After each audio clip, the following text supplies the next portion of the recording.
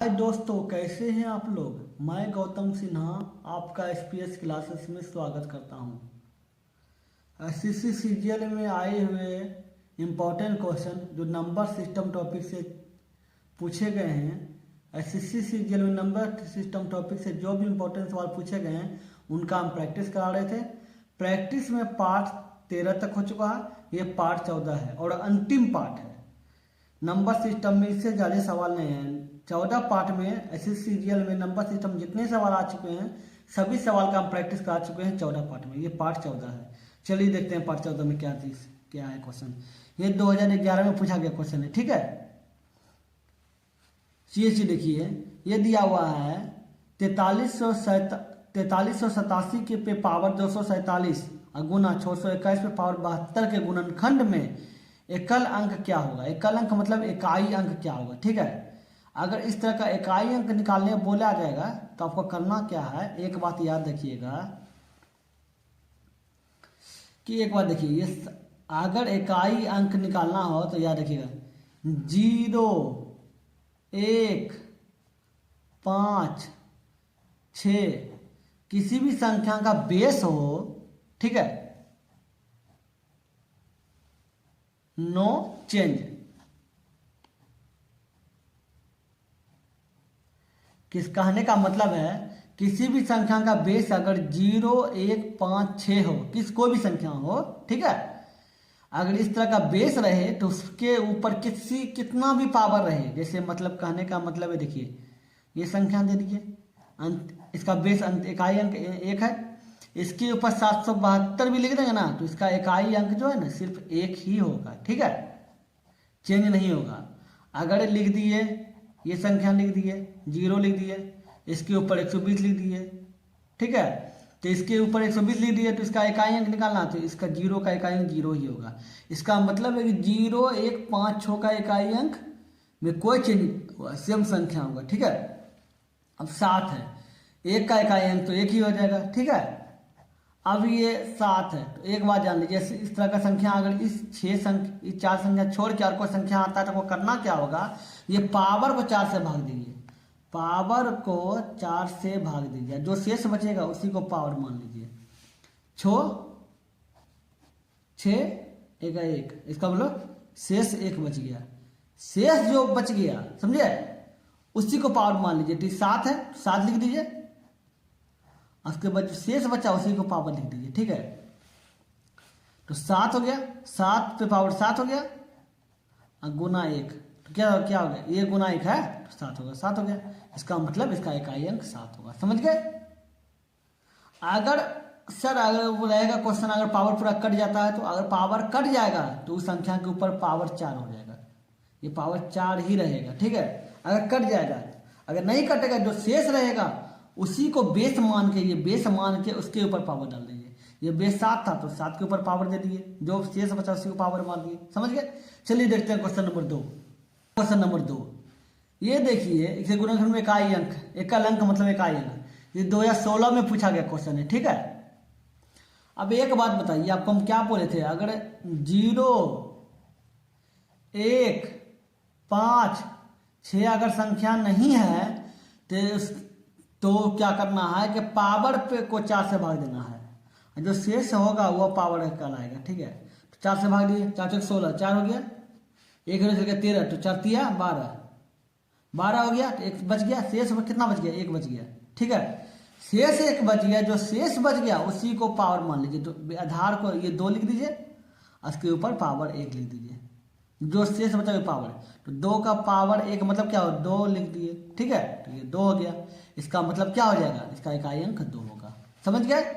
चलिए देखते हैं क्वेश्चन नंबर 3। क्वेश्चन नंबर 3 क्या बोल रहा है, यदि एक संख्या और उनके व्यस्तक्रम का योग, व्यस्तक्रम मतलब होता है उल्टा, कोई भी संख्या का उल्टा, जैसे x लिखा हुआ है, कोई भी संख्या नीचे नहीं है, कुछ x एक तो रहता ही है, कोई हर संख्या नहीं, इसका उल्टा क्या होगा, 1/x। ये 2 लिखा हुआ है, ठीक है, इसके नीचे 1 रहता ही रहता है कोई भी संख्या के अंक के नीचे, तो इसका उल्टा क्या होगा, 1/2। मतलब संख्या का उल्टा, उल्टा जो है वो व्यस्तक्रम कहलाता है, ठीक है। तो क्या बोल रहा है, एक संख्या मान लीजिए संख्या x हो जाएगा, ठीक है, उसका व्यस्तक्रम तो x है तो उसका व्यस्तक्रम क्या होगा, 1/x हो जाएगा। का योग 2 है, 2 हो तो वह संख्या क्या निकाले, मतलब x संख्या कितनी है, तो संख्या x क्या है, ठीक है। तो x गुना एक्स स्क्वायर हो जाएगा प्लस 1 बराबर 2 गुना 2x, ये प्लस है, इसको इधर भेजेंगे तो माइनस हो जाएगा, ठीक है। X square minus 2x plus 1, ठीक है। X square minus x plus 1, x 2x हो गया और एक गुना 1 हो गया, ठीक है। अब देखिए x कॉमन ले लीजिए 1 अब माइनस एक्स माइनस 1, ठीक है। एक्स और एक्स स्क्वायर एक्स गुना 1 एक्स हो गया, माइनस हो गया, तो 1 कॉमन ले लीजिए तो एक्स गुना 1 एक्स हो गया और एक्स और 1 गुना 1 हो गया, ठीक है।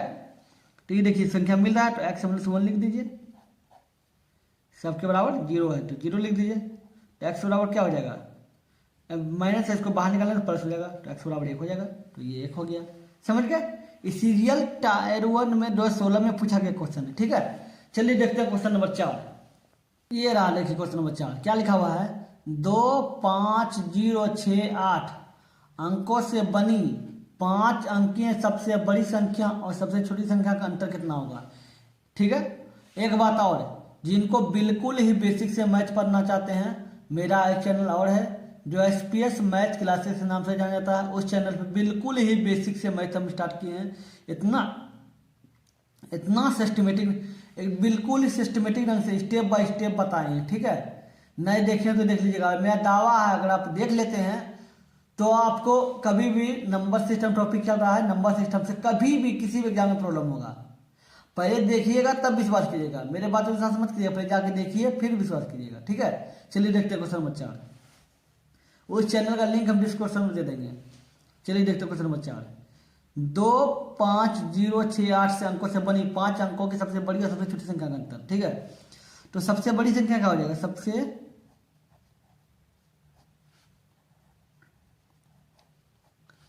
बड़ी संख्या, सबसे बड़ी संख्या पहले क्या होगा, पहले 8 है तो 8 लिख दीजिए, फिर 6 लिख दीजिए, फिर 5 लिख दीजिए, फिर 2 लिख दीजिए, फिर 0 लिख दीजिए, ठीक है, हो गया। तो सबसे छोटी संख्या, सबसे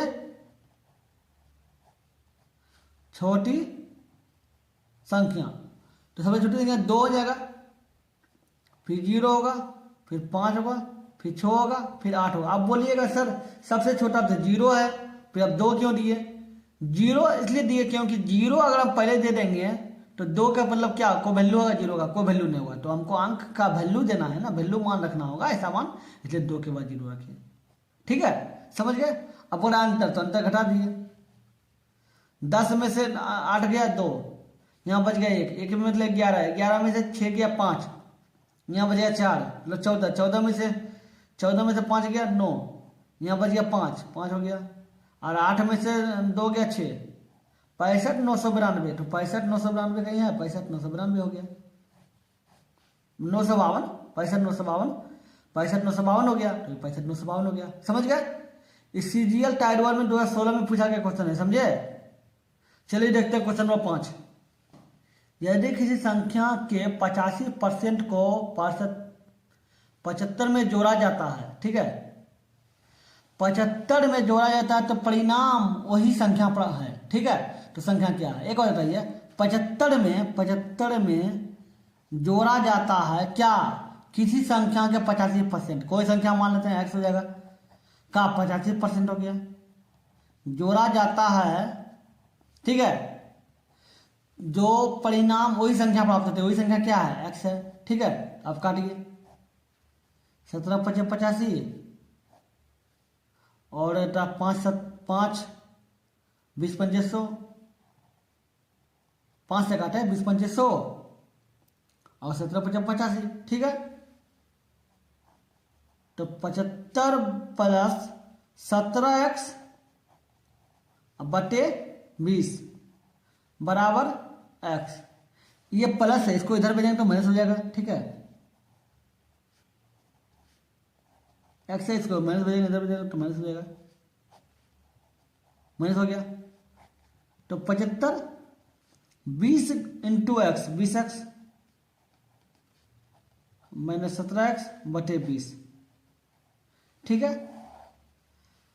75 बराबर 20x में 17x गया, कितना बच गया 3x बटे 20, ठीक है। तो 20 गुना 75, कुछ नहीं तो क्रॉस मल्टीप्लिकेशन कर दीजिए। 20 गुना 75, 3 गुना x, 3x हो गया। तो x बराबर क्या हो जाएगा, x बराबर हो जाएगा 75 गुना 20 बटे 3, काटिए 25 या 75, 25 गुना 2 50 और 1 जीरो, मतलब 50 और 0 500, तो संख्या क्या हो गया 500 हो गया। तो संख्या निकालने बोलता है, संख्या x है तो x के स्थान पे 500 आया, ठीक है। तो इस आंसर 500 हो जाएगा। इस सीरियल टायर 1 में 2019 में पूछा गया क्वेश्चन है, समझे। चलिए देखते हैं क्वेश्चन नंबर 6। यदि एक संख्या का 40% 290 है, ठीक है। यदि एक संख्या का 40%, तो कोई भी संख्या हो सकता है, x मान लीजिए, का 40%, ठीक, 40%